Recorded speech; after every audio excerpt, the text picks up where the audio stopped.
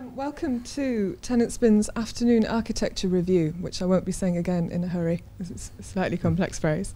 I'm Marianne. I work here at FACT as part of the collaboration programme, and I'm delighted to be joined here today by Tony Siebenthaler, who's sitting over here, who is Director of Downtown Liverpool, John Elcock, who is a Liverpool commentator and urban design consultant, and Brenda Tilsley, who is a key member of the Tenant Spin team and who's had direct experience of the changes due to regeneration in Liverpool in social housing. So she'll be speaking a lot from personal experience of having moved around the city. We're here today to discuss Liverpool's architectural legacy, the schemes that happened and that we live with now, the schemes that didn't happen, also the kind of future schemes that are kind of linked to capital of culture or other sort of regeneration things that are happening. It is Architecture Week next week. It's Liverpool Downtown Week this week. At the moment, of fact, the Vito Conci show is on. For those of you who don't know his work, he's a seminal 70s video artist who has moved into architecture with his practice from the late 80s. Like most architects, most of his projects have never been realised in the public realm, so they remain as concepts. He's bid for the World Trade Center sort of design solution, amongst other things, and I may bring his work into this as we talk. The main reason we're talking about this is because we're here in FACT, which is a new building. It's the first cultural building to be built since the Philharmonic, which I believe was completed in the early 1930s. Good, I'm trying to get my facts right.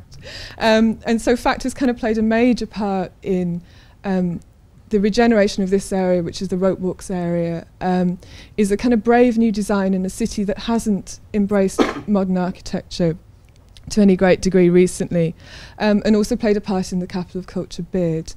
I'm going to ask questions to our guests and start a conversation off from their own unique perspectives, but I also would love questions from the floor. So if at any point you feel you want to ask something, just put your hand up and someone will give you a microphone so that when people are watching online they can hear you. We also have a chat room with people watching live, so if questions come in we'll try and take them. We'll probably run this for about 20 minutes, half an hour, and then suggest we all go for a coffee and relax. My first question is very specific to start off a kind of debate, really, and is linked to Capital of Culture. And for those of you who are unaware, which I can't believe there'd be many of you, there was a plan to have a fourth Grace. And for a long time, there was a competition, there was discussion in the public realm, and then the plans were very kind of relatively quickly shelved. I want to ask our panel of experts whether they think we had a narrow escape, whether they think it would have been a white elephant on the kind of scale of the dome, or whether we missed out on a really kind of brave architectural statement and were maybe not adventurous enough to take on a new build. And the theme of this is really how adventurous has Liverpool been in the past with its architecture, and how adventurous can it be now? So I'm going to pass over to Tony first and ask him about this. Yeah, well, specifically in regards to the fourth Grace, that is a really good example of how Liverpool is betraying its legacy, really, of being a fantastically adventurous city with regards to its architecture and its urban development. For the previous 200 years, Liverpool just built what it needed, and usually that was on a gargantuan, cyclopean scale. If we just look at the docks, if we look at the early commercial buildings, if we look at the culmination in the major religious buildings, i.e. the two cathedrals, and of course the waterfront buildings, which now everybody is so precious about, they were just huge strides that we took as a normal part of development, ongoing development in a thriving, vibrant commercial city of world standing. Now that's Liverpool's legacy. The fourth Grace fiasco sort of symbolised really where we stand at this present moment in time. There was enough people within the establishment who had the passion, I don't know really if it was a vision as such, but you know, the desire for Liverpool to do great things again, to be great again, to make these great statements. And for better or worse, they came up with the idea of having this fourth Grace on the Man Island site, and we know the conclusion of the public consultation, which was not a consultation in the end because it didn't go with the vote of the people's choice, as it were. At that personal level, when they went ahead with Ultra scheme for the Cloud and the commercial and residential complex behind it, which was to finance it, and that's quite an important point, which does differentiate it from, as you said, the Dome. The Dome was this huge national government's profligacy down in London, which didn't work. The Cloud was always tied in with being financially viable with a certain amount of public funds, but that was not changing. That wasn't what killed it off in the end. It was Liverpool's timidity at the end of the day, because the buildings at the back, the residential and commercial, needed to go higher in order to keep the whole scheme financially viable. So a basic question is, did we want the Cloud? That should be the point. Do we want the Cloud or not? Not was it financially viable, or were the buildings at the back going to interfere with the Liver building and the Three Graces? I think we were totally bottled out, and we lost a huge opportunity to make an international statement. But as we just said outside there before, there's an extra little interesting twist now that the National Museums of Liverpool are proposing a £50 million building on the waterfront, which a lot of the objections that people raised in with regard, to the Cloud and the complex that went with that, and in my opinion should have been rejected, come into play with this scheme. So architecture and architectural development, there's always bags of contradictions. It's down to opinion at the end of the day. Brent, I'm going to pass over to you, because I know you're, I think, and you can share this with the audience, your views on what you thought of it, how it looked. How do you feel about that site being redeveloped? I mean, did you track it in the news as someone who lived here? Were you tracking its progress? Interest in it. I'm interested in architecture and good buildings. I think there is a space for a fourth building there. There's scope, there's an opportunity. Now, I stand to be corrected on this, but going back to St George's Hall, which everybody knows and loves, Harvey Lonsdale Elms, a young man that designed it, I think he was in his 20s, 23 or 28, when he designed that building. If I remember rightly, it was, at the time it was planned to have a building there, there was a competition, a wide acceptance from architects and I think some amateur people, not just professional architects. It was put out to competition, if I'm right there. It is. And that design was chosen from all of them. I think, with regard to the Fourth Grace, if I remember rightly also, it was only open to professional architects, and really it was quite narrow in that respect. I think one of the reasons we've got that marvellous St George's Hall, and Harvey Lonsdale Elms at the time was, if he was known at all, I don't think he was complete unknown. I think one of the reasons we've got that marvellous building is you had a young man, if you want to talk about vision, he had it in abundance. And I think if the project for the Fourth Grace, if it would have been organised on that scale, to open it widely, I'm sure out there are talented people. I'm sure they could have come up with an iconic building with vision, futuristic. I mean, when you think of St George's Hall, all right, it's classical in exterior, but inside there were many, many innovations, including the heating system and the ventilation system. Plenty of people here will have been in St George's Hall. I wonder how many of them have been in the bowels, as it were, to see the design of the ventilation and the water, the water pipes and everything. Well, I have. I've seen those on a conducted tour. I've been throughout the building, and the innovations there, right down to the cells. I've had a look in those as well. The innovation was inside. Outside it's classical, certainly, but I'm convinced we could have had a marvellous building, a Fourth Grace, if it would have been put open to a wider tender to have appealed especially to younger people who were eager to make their name. As I say, as far as I understand, the people that tendered designs were all established architects and architectural firms. Harvey Lonsdale Elms was an unknown, I'm sure that's correct. He was... It's very interesting because it's what we're talking about partly is Liverpool's adventurousness, but the degree to which one can take risk. And I think now the degree of accountability, which is right in the sense that it's public funds, means that there are only certain architects that kind of work within this sort of sphere. You've got kind of Richard Roberts and people. I just want to pass over, John, to get your feedback on whether you think the process could have been different, would have meant that the council didn't sort of drop it as they did out of kind of sheer panic. Thank you. I think just to provide some sort of overview, but I'd like to argue perhaps that one of the greatest tragedies post-war in Liverpool has been our descent into parochialism, particularly given the international status of this city. A genuine story over 250 years of a world-beating city which always looked beyond its borders, and actually probably less so towards Europe really, I think more towards North America, and that's reflected in a lot of the great grade 1, grade 2 star listed buildings in the city. And what a shame actually that we see a lot of development in Liverpool, but where's the architecture? I just don't see any. I think, and I'm delighted, Brenda, that you're talking about innovation, and I would agree with you. I think St George's Hall displays that.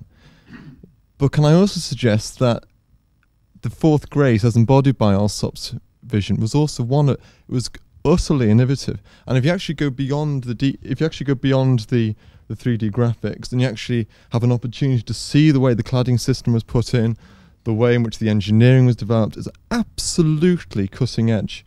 And I would also like to challenge the fact that actually the competition, in fact, was open. It was an open market competition. I was there myself at the launch of the Maritime Museum, and it was put out to very broad tender. And I have to say, for a £250 million scheme, you cannot do this on the back of an envelope. You have to have collaborative, major practices who can actually handle the sheer logistics of building a building of this scale. And what I would say is the rest of the world are doing it, and it's up to Liverpool now to catch up, actually. But a glaring flaw. I know you don't want to concentrate on aesthetics, but I do think it deserves a mention. A major flaw. The thing was ugly. UGLY. It's a four-letter word, and it really was ugly. And St George's Hall, by no stretch of the imagination could you say is ugly. The wonderful thing about St George's Hall, it's beautiful and it's innovative, and it will be here. It will outlive, well, all of us and our children and children's children. It was built to last. It's a world-class building, and it's recognised as such. I very much doubt if the cloud would have been that. I really do. Sadly, we'll never know, which is sort of part of the reason I was asking. Moving on, because something we discussed ourselves outside was that we didn't want to get into the dichotomy: old is good, classical is good, modern is bad, because there's no you can pastiche a building and you're really kind of offering nothing new, and you're just offering a hollow copy of something that happened previously. Something I wanted to ask the panel, because they're more expert on this subject. Sorry, go. Yeah, no, please. We hear a lot of cutting-edge design talk in architecture, but no one actually says what there is cutting-edge about the design. I thought the fourth grace, I mean, if this Alsop wasn't wanted to express himself, he'd have done it somewhere outside the city. I mean, my objection was that it was in the wrong place. But what was there that was cutting-edge design about that architecture? Can I pass that question back to one of the panel? I'll respond. I think to answer that, you need to, as I mentioned before, when you glance at a 3D visualization in a newspaper, when you glance at a 3D visualization done on a computer of a building in a newspaper, it's easy perhaps to forget about the structural engineering, and this is ironically perhaps the age of the engineer as well as the architect now for major flagship projects like this, that actually hold up a building like that. Now, I'm not actually party to the specifics. I have been fortunate enough to actually go to Alsop's and have a presentation from them where they talked about some of these aspects. The complexity of the structural framework of that site, and there's that very advanced stage actually, using the very latest computer software, imagery and collaborative teams. That in itself, I believe, has its own beauty. And I do believe that. And I think that the internal space that that would have created would have been quite staggering. There's always two components to the building, isn't there? I mean, Corbusier's famous thing about, it's about volumes and it's about light. Well, I think actually the Fourth Grace, whether we like the external appearance in the context of the pier head, and perhaps also in the context of it being it's a car park at the moment, so it's not not actually that great as it stands anyway. I'm convinced that it would have certainly been striking, but it certainly would have been inspiring. And we've got to remember what the interior, the working, how that building lives and breathes, and I'm pretty convinced it would have been quite staggering. To add the point to the point that you raised, really, at the end of the day, again, it just comes down to opinion. A lot of people say it was a nice building in the wrong place. Well, really, what does that mean? That's just individual opinion. There were plenty of people who thought it was a perfect building in the perfect place.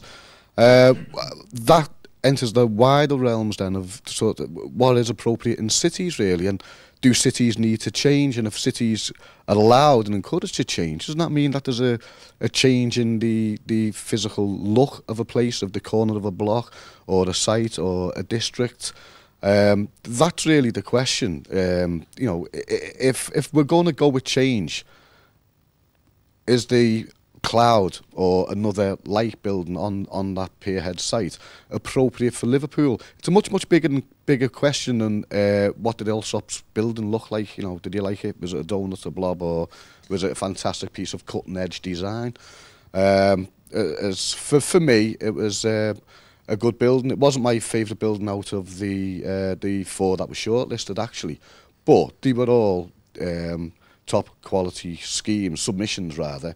And the panel chose what was undeniably a top quality scheme. So we've always got to have at the back of our mind to say we were conscious. We were talking about outside about trying to keep this out of the realms of getting down to the minutiae of aesthetics and who likes what. And at the end of the day, who's right? I don't like neo-Gothic revival, but I wouldn't impose my view on knock everything down on Dale Street.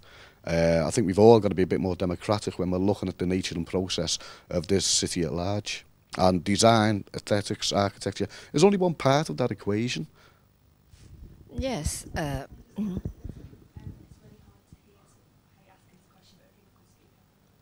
Okay, sorry. Yes, I agree with you when you say that all these things link in with each other.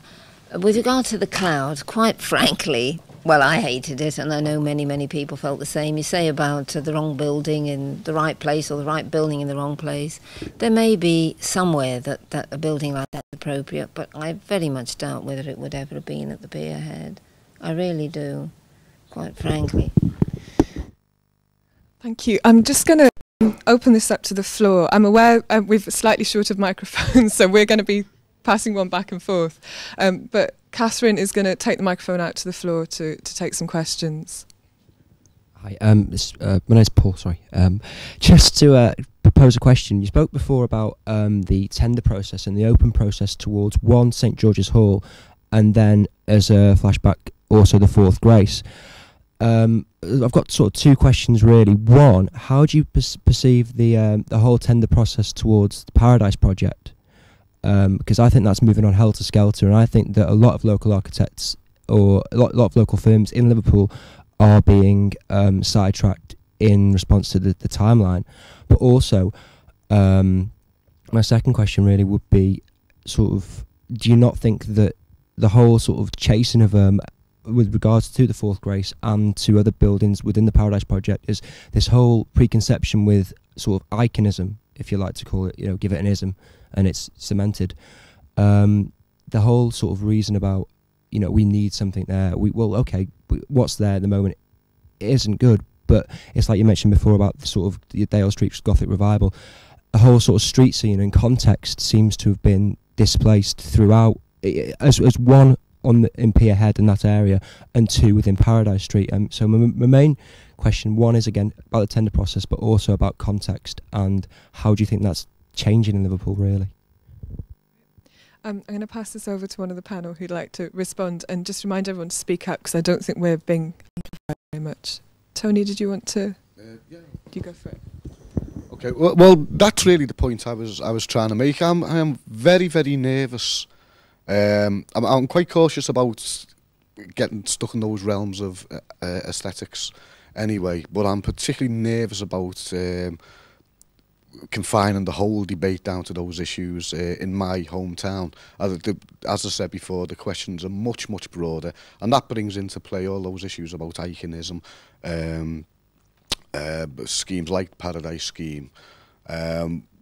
I would like to have made a much more different taking a much more different structural approach, to the whole long-term planning of the city, and then schemes like that, major development schemes, would just then naturally fall within a logical pattern, and even down to, you know, architects looking to be commissioned for work and all that. They get an idea of where development sites are most likely to come up. If there's a logic to the city, there's going to be a logic to the incremental development. You know, you could say, well, down the road is going to be the next development scheme, obviously, because that's growing into it. Right now, everything in Liverpool is confined to absolute issues of aesthetics, and whether it's heritage-based of urban landscapes, or whether it's individual iconic schemes for particular sites. And we're missing the point, really. At the end of the day, it wouldn't have mattered how good the Cloud looked, or any other scheme, if the city's not actually functioning as a thriving cultural entity in the example of the Cloud, or a commercial entity with enough passive consumers in to go down and put money through the tills in the shops that are Grosvenor are building. I think it's a much bigger question we need to be looking at in Liverpool. Yes, I certainly would agree with that. But one of the reasons why the great buildings really work, I mean, not just here in Liverpool or here in England, you think of St. Peter's in Rome, a stupendous building, but it also functions for what it was intended to function as, that is a church. So, you know, I think all these things do link in. There's aesthetics, there's function, whether or not it really works for its purpose. And if these two things combine, I'm sure that it also draws in the human element as well. At the end of the day, we all like to feel good, and one of the things that make us feel good is to be surrounded by beautiful things, aesthetically pleasing. It's the feel-good factor, which is also interesting for commercial purposes. I mean, shops, factories, those in business, they want the feel-good factor. It makes people more ready to spend. But if they're going to pass an ugly building or an ugly complex, you know, it can be off-putting. People might think, oh, I hate that place, you know, I don't want to go in there, I'll buy whatever it is, you know, somewhere else. You think of Manchester, for instance, since the bomb, the Arndale Centre. I've not been there, but I gather that's a marvellous development there. I don't know if you've been, have you? I believe it's pretty good. Can I maybe just quickly respond? I'll maybe just picking up on your second point of context, because I think Brenda's raised a few issues here.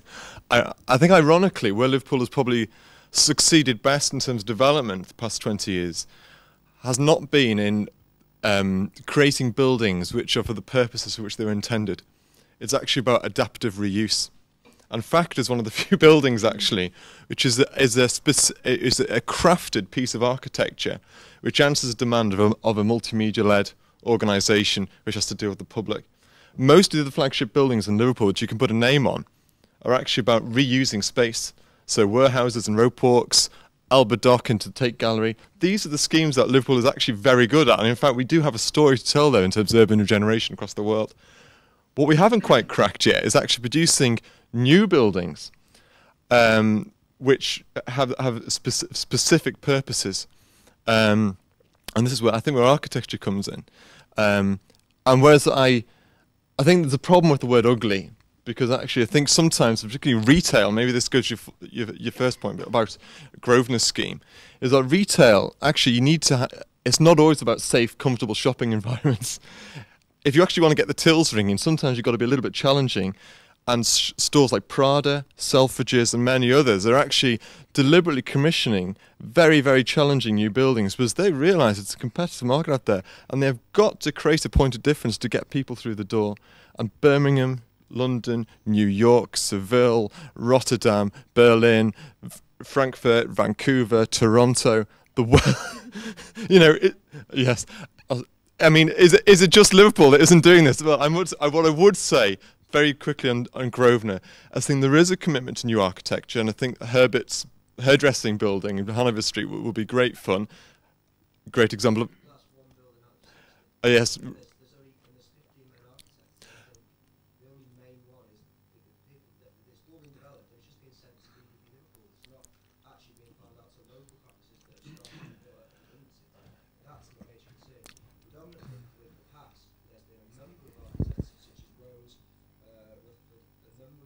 Hmm.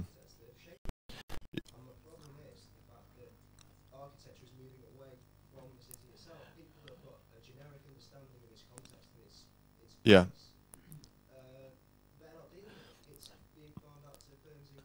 Yeah.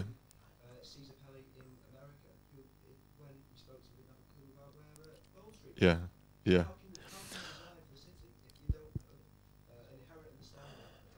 Yeah, I'll share this very quickly with the panel in a moment if I may, but just, I agree with that. I think there has been some concerns about some of the process and the way in which a specific detail stage it's been passed on to, architects to handle the process rather than the original design teams.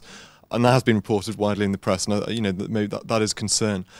What I would say that there are I'm aware of a number of practices in the city who are working on it. I think there's obviously huge opportunities for local labour market as well, which hopefully CITB, construction training, most side are going to be looking at. I would also say that the market's got to respond, and it's actually up to Liverpool to fight for it. And let's get some practices that are going to be banging on the door of Grosvenor saying, let's have the work, and let's not sit back and expect the work to fall in our lap. Well, I'd certainly agree with that point. Again, it's that dual issue of where does Liverpool cast itself in the future. Right now, we're sort of prostrating ourselves before international global capitalism and sort of free movement of capital, and that's got a retail manifestation. So we're getting a retail park down on Chavez Park.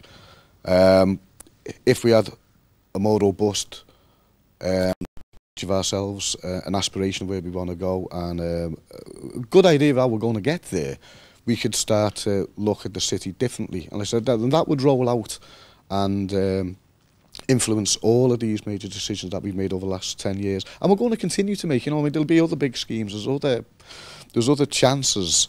One of the things we've always said on the downtown site, we've always backed the Grosvenor scheme because of the reality of market in Liverpool right now. It's urbanism. It's not good urbanism. It's confined to a major use. But then right now in Liverpool, to redevelop 43 acres, you can't get those 30-storey buildings on them. That then, you say, goes back, well, should we been building? It's a bigger question again. Maybe we should need a 30-year timeline, like we did with the Albert Dock. Everyone talks about the Albert Dock opening in 1985, 86 or whatever it was. It's a work in progress. It's still going on. Maybe that's how it's certainly how we should look at the inner core of the city. And maybe that's how we should have particularly picked up the whole, maybe we shouldn't have had the concept of a 43-acre retail development scheme in the first place. Betraying my age here somewhat, but to everyone's amazement, I am a bit older than I might look. I can remember in the 1960s when there was a big push for redevelopment. There were great big plans and dreams of the whole areas of Liverpool, and there are plenty of people here that may remember that time. Lots of old communities. Their housing was, all right, it was substandard. Some of it deserved to go. A lot of it could have been refurbed. Whole communities were uprooted and sent out to live in outskirts of Liverpool. I can speak from my own experience. I was born in Mill Road Hospital, which many people here will know of. We lived in the West Derby Road area. We lived near the hospital for 17 years. And then all that was pulled down, redeveloped. We went to live in Croxteth, which is on the outskirts of Liverpool. I'd always been brought up with compact, well, you might say mean streets. They were back-to-back housing, old housing, some of it grotty, some of it good. Then we were transplanted to Croxteth. Great big fields everywhere, the East Lancs Road. near Lord Sefton's estate, Croxteth Hall. I mean, it was like a new world to me, it really was. We lived there for quite a while, and then that was closed down. There were social problems. And then I went to live in Walton. Some good buildings there, St Mary's Church, for instance, near the Walton Hospital. The old part of which is, although Walton Hospital has been pulled down, but the clock tower, which some people here will know, that's been preserved. Originally that was a workhouse, as it happens, going back to the early 19th century. That was not a hospital, it was a workhouse. They had, when it was made into a hospital, they had the long Nightingale wards, quite different to the hospitals now with small rooms. Now I live in the south part of Liverpool. Beautiful, beautiful area opposite a golf course, Jones Park nearby, where today the tennis has started. I've never lived near a tennis court before. I mean, this is again something totally new to me. I've seen change and challenge. Going back to the 1960s, the city of change and challenge, that's what Liverpool called itself. I think definitely if you've been a resident of social housing, you will have lived that change, as you were telling us. And a lot of the debates on Tenant Spin in its early days were around high-rise living and the kind of redevelopment of high-rise tower blocks to kind of ground level, and how there was a desire amongst residents to remain up in the air, to have those views, to maintain their communities. And I think you've certainly been one person who've kind of lived this reality. And I think something that Tony was saying about things happening over time, I think you feel the clock clicking. No, that wouldn't be right. The clock ticking for 2008, and there's a sense of panic slightly in the city that we need to get everything right and we need to do it for then, and that the money won't be there forever. You've had European money. This has now happened, and I think you are seeing kind of grand schemes having to come through very quickly. But it's also interesting for people who are not. And the city centre now, obviously, and this is something I'm sure will come up, is kind of luxury apartments. You know, we've seen people moved out, moved back in, and now if you have money, you have the pick of what you want from regeneration. You have the choice, and there's obviously a lot of regeneration happening in the north of Liverpool, where streets are coming down, which is kind of necessary in the sense of the level of housing, but it's also, you know, how things are being redeveloped. If we can go back just briefly to the 1960s, you see, I've seen the wheel come full circle. The idea in the 1960s was that the housing would be outside and the town centre would be only commercial. At night, the problem soon arose, because if nobody was going to live in that area, once the shops and the offices had closed, and once people had gone home from the entertainment, the pubs, what you had basically was a dead empty. So quite quickly they realised this was wrong. You must have space for people to live in a town centre for it to really be alive. You cannot have a situation whereby it lives only by day, and after a certain time and into the small hours of the morning it is dead. So now we've come full circle. There's building arising on all sides for people to live. Mainly it's private, it's for rent, it's for buying, and some of it's very pricey, but there's also schemes afoot for people to have affordable rented housing to live in the town area. I think that's a very good thing. No, go for it. That is the point in quite a nice, concise way, because the rambling point I was trying to get across, really. But where I'd slightly disagree is I'd say, forgot about that. One or the other, the audience or the internet. What I would like to say really on that wider sort of urban take, or the urbanist take, is we haven't quite come full circle, and I would like us to perhaps complete that circle. And we just, before we started all those utopian fantasies right back in the 20s and before, with Ebenezer Howard, but particularly in the 60s, where we're building these new utopian skills, you know, cities, whole-scale change and development, zoning, getting rid of the populations, putting them out in the fields and all that type of stuff. That was entirely wrong. It was a wrong way to organise society. It was a wrong way to organise society. It wasn't a way to organise cities, but that's precisely what they do, and they were ripping cities apart and building anew. We're beginning to understand and appreciate just how cities work again now. We say we've got the dead business districts. We're doing something about that.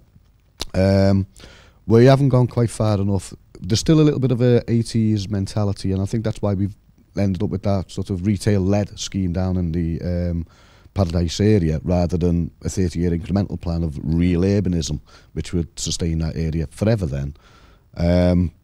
We just need to complete that journey. One of the other issues we've tried to raise, because it opens up a whole series of interesting issues, but just by raising a simple point, is downtown should be a fantastic place for tens of thousands of families to live. Now, if you can just take that as a bold, bland statement that, yeah, that would be good, how do you accommodate that? Right now we haven't got, you couldn't bring your family downtown right now. There's no services, not a safe environment. But if you accept that it should be a great place for tens of thousands of families to live, we can then have a fundamental change in policy direction and exploration, and that has an effect and an impact on spatial planning, and ultimately how will all that manifest in architecture and skylines. I'm interested in the fact that these days you can have one building with multiple use. When tower blocks were first designed, the idea for them, Le Corbusier, for instance, his idea was that in this tower building there would be accommodation, there would be leisure, there would be, and on the roof, a garden space. It would be like a self-contained township, really. I think in a small way we've got something of that in Old Hall Street with Beetham Tower, where you've got office, you've got a hotel, I think, is also part of it, and apartments where people live. So in a smaller, reduced way, I'm interested in the fact, I think there's always a place for multi-use, multi-purpose buildings. I think that helps create a vibrant community and helps make a building work. Going back to St George's Hall, it was a law courts, but there was always the concert area. You see, even right back from a building like that, it was designed with multi-purpose, well, more than one purpose, the concert area and the law courts and the cells down below. I think there's always a place to have, and fact itself, this is a multi-purpose building. I think a building really lives and works when it has more than one purpose, and it can evolve with time. Just to bring the kind of, because the functionality is very important. I think one of the things that scared people about the Fourth Grace is no one could quite explain what it was for. But something that interests me, just to bring back in, is this idea of adventurous architecture, really, and about whether we are, as well as thinking about functionality, really sort of thinking in a kind of visioning way. At the moment, flying behind us, for those of you who've been wondering what the hell this is, are some of Vito's plans for public space, some in New York, some in Austria. As an architect, a lot of his work is never realised, as I mentioned at the beginning, but he's someone who creates kind of very challenging statements that kind of reassess how people use public space. I just wanted the panel to comment on schemes that they may have heard about that sounded quite fantastic but that never happened, the kind of sort of mythical bridge from Liverpool to the Wirral, or kind of things that they've heard, the kind of urban myths of Liverpool. I'd just be quite interested to hear some of those, the kind of realm of fantasy, really. Great, thanks. Well, we could be here for the next hour on that one. Just before I do, and I'm sorry to pass this on, I just want to pick up on something. Brenda's made some excellent points. Might be worth reminding ourselves that in the context of the Fourth Grace, the three other graces on the pierhead, in terms of iconic architecture and being built for the purpose and used for the purpose which they intended, are also not public buildings. So one of the issues the World Heritage Site team are having at the moment is that the flagship buildings on the waterfront that they want to put in all the brochures, you can't get in them because of the security implications, and they're fully occupied by business, which is great. So perhaps whatever the design of the putative fourth building on Man Island, at least it will have some sort of public structure, and perhaps some sort of sop back to the days when it really what genuinely was a public space, because it was a bus depot, which was great, and a working space. So anyway, that's just a small point on that. In terms of fantasy architecture, Tony, I'm going to pass on to you, as you'll know. Okay. Well, one of my favourite ones was when they had plans, and it was quite genuine plans to knock down the Albert Dock and replace it with the biggest building in the world, which was sort of both typically Liverpool in that way. It was, it was really where Quentin Hughes cut his teeth, really on a successful programme to save the Albert Dock, which eventually led to its restoration, and as we said before, it's an ongoing project. It's absolutely huge. Probably if we would have had the biggest building in the world there, the volumes wouldn't have been that much greater than that huge complexes right now. So that was a particular favourite of mine. There was the other building, which was going to be the tallest building in Europe, just proposed a few years ago, further down than Brunswick Quay, on the Garden Festival site. That was another one which was commercial, it was viable. They weren't asking for any public money.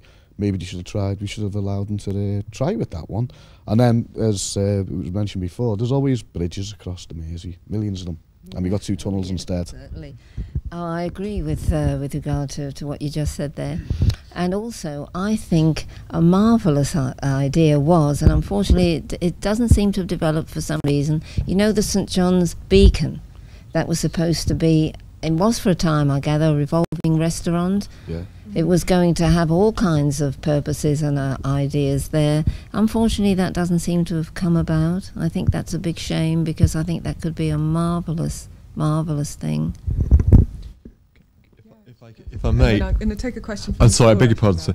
You don't want to amplify that. No, so. don't pass the mic. I think perhaps one of the why we need people like Vito is because if you look at the typical either regeneration life cycle when it comes to deprivation and re-commerciality of a city, or you look at just the development timescale of something like Paradise or any number of developments, they take time. Sometimes you can move quicker than others, sometimes you're not. When it comes to public sector level, clearly the processes, the wheels often move slower than the private sector would like. I mean, we talked about Manchester. I mean, Manchester hasn't got all the answers by any means, but I think what has happened is that the public-private sector partnership has been strong, and they've kept the foot on the gas. People like Vito enable us to keep a step of the game, to challenge things, to question notions of context, public space, scale, massing, and they do this in a way which entertains and delights and sometimes challenges. And I think that's the difference about architecture against just mere buildings and development. Architecture should do that. So it's fantastic that we've got Vito here in Liverpool. And I think Vito would be the first to admit that he is fundamentally foremost an artist who now works with architecture, and he doesn't prescribe to a particular school of training, and that his status is ambiguous, and therefore he can indulge more, in a sense, in what he does. I just want to open out a question to the floor. Thanks. My name's Steve Ullman, I'm an architect. Just a couple of points very quick points related to what's been said. I think from my perspective, I've only been in Liverpool about 6 months, I think one of the nicest pieces of structure, and it's not a building, and it's probably, in my mind, the fourth grace anyway, is Rouse's ventilation shaft. So, I mean, what constitutes a grace is, to me, more broader than a building. And as you say, John, they're not public buildings in any case, the other three. So, I won't get into the Allsop debate, other than to say, you know, Allsop is not as revered as people think, perhaps by the people outside the architectural profession. So, you know, there's an issue there. Won't get into the debate about what we want to think about it. Paradise, talking to Tony the other night about the whole concept of how you suddenly introduce such a big piece of retail into a city. I think regeneration's got to be about understanding the effect that will have on the rest of the city as well, because whether it's in town or out of town, it will have no doubt a vacuum effect on other parts of retail within the city. So I think whilst we have to accept that's going to happen, and I think the overall view is that Grosvenor is good for Liverpool, I think it's to look at what other parts of the city and how you can improve them so that there's a balance when that happens. And we've got ideas for how we might do that. I think there's some thoughts there. Vital thought. Because the Healy Baker, and this goes back to when we were building Utopias actually, the first point really, which culminates in what Steve was saying then, was Liverpool's retail offer was confined by the 1960s Shanklin Plan, which was that whole idea about the inner ring road, the zoning, you know, commerce goes there, retail goes there, and it was artificially limited. I mean, some of the older people amongst you, I'll remember when downtown just sort of drifted out everywhere and eventually bled out into the inner neighbourhoods and the suburbs. And by the time you got to Old Swan, you knew where you were. The 1960s redevelopment plans utterly blitzed that. And part of that plan was about restricting the retail per square head it was all formulas that they could work on in the 60s, and he took the population of the city in the city council area rather than its catchment area at the time. That determined 1.5 million square feet.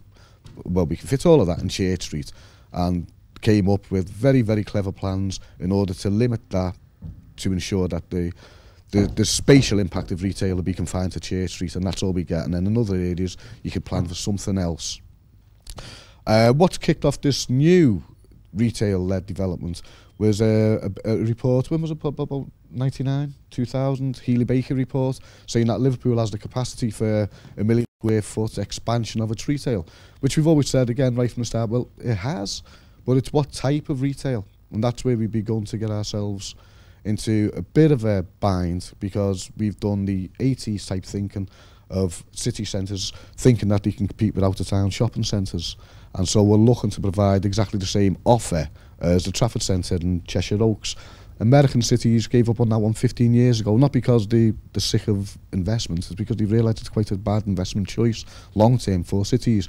And they've been looking at diversity. They basically look at everything other than retail, and they're going for, you know, mass micro markets, whole retail shifts, bringing in all those other interventions that you possibly can of other uses, theatres, bringing them back onto the high street and all. Liverpool's looked at none of that type of stuff.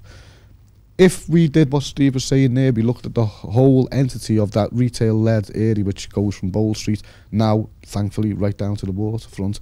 We've got an opportunity to crack that nut that Liverpool's needed to break for years of having its retail area utterly dominated by anchor stores. And they do nothing other than anchor each other. Liverpool's got a fantastic opportunity. My concern is that everybody's thinking retail-led, multiples are good, and so really it's just going to be a shift of those multiples down from Church Street down to the Paradise scheme, and we're going to be left with London Road, but right down on Church Street, and we're going to end up with horrific problems. There's interesting ways you can look at that, and like I said, Steve and I were talking about it the other day. Got some good ones. Talking about London Road, I can remember London Road when it was a hub of activity. We lived, as I say, in the West Derby Road area. We didn't always need to go directly into town. There were plenty of good-sized big stores in London Road. We just went down through Grant's Gardens, you know, by the down Brunswick Road, along London Road. You didn't have to go directly into town. There were plenty of retail opportunities.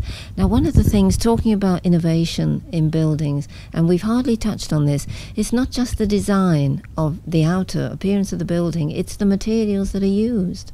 There's a huge scope there for innovation. The increased use of glass, for instance, now lots of countries in the world, admittedly they tend to be in warmer climates, there's huge expanses of glass, much more than we could ever envisage as happening in this country.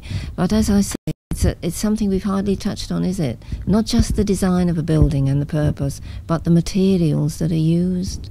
I think a good example is the Roman Catholic Cathedral. A very, very innovative building, as I'm sure you'll agree. At the time it had its detractors. It's still called Paddy's Wigwam. I think most people will know of it as having that nickname, but it's a building that works. It's beautiful in design. It's challenging also, because it's not many people's idea of a cathedral. More their idea is the Anglican cathedral. They say, oh yes, that's the traditional style.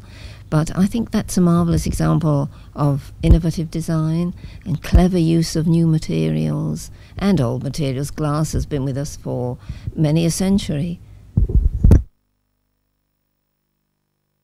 Just one quick point, picking up, thank you, Brenda, on the retail perhaps, is that there's an interesting study that's published this week by the New Economics Foundation about retail provision and multiples, and which is worth looking at, and it talks about Clone Town. So if you go to the NEF website and have a look at that, and some interesting reading and interesting pointers for the future. So I'm going to ask the kind of very naive Jim will fix it kind of question to the panel, who are now looking at me in dread and horror because I didn't warn them about this. If there's anything, just a very simple thing that you could do, if you had the power to intervene in Liverpool or in the kind of Greater Merseyside region and intervene in its current regeneration, something very simple, or maybe I know it's complex because everything connects. Kind of, what would you do? Yeah. It's simple, actually. People. Right. Liverpool needs more people. We've lost a third of our population since the war. We're not enough people in Liverpool. We've got to increase the density of the population in this city. Yep, well, we can't argue with that. That's the first and foremost. That's exclusively what cities are about. They are the human ecosystem. And we can look at how we build and arrange those, but there's basic principles there. Liverpool needs twice as many people as it's got right now. It needs much higher densities in each of the neighbourhoods to make them viable and attractive. So how do we do that? The other point is enterprise. If we look at enterprise and value the role that enterprise plays in a dynamic human population, then we can begin to address and develop solutions to a lot of the problems that we've got right now. I agree 100% with what you said, and following on from that, I think the way to do that is to get affordable housing, both for rent and for buying, and with younger people and younger families especially in mind. I'm a keen fan of self-build schemes. There are a number of organisations and groups now that help lower income, poorer people build and own their own homes. A wonderful example of that is an organisation called Habitat for Humanity, which operates in many countries in the world. They have plans for a scheme here in Liverpool, in the Granby Toxteth area. People are the glue that holds any community, any town, be it a small village or a vast conurbation. People are the glue, and if you don't cater for them, provide them with accommodation, provide them with infrastructure and something to do, creative in their spare time, then no building, no conurbation will, however beautiful it might look, will ever work. Wow, it's the first time I've been on a panel that everyone's agreed and summed up together. Yeah.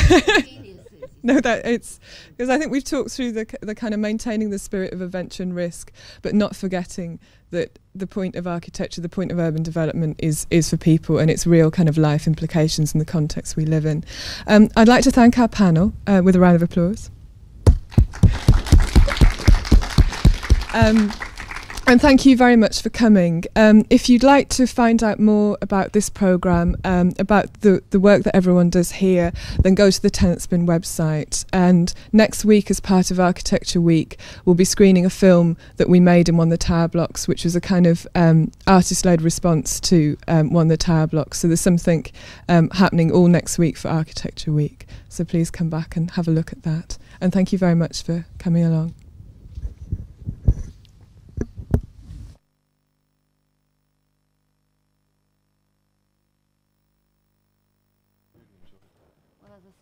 I've got the advantage, you're such young children, and I can go back. I can go back a little further. I've seen some. Can I just say something quick to the audience before you go? Because you're not tapping the microphone for those who may be interested.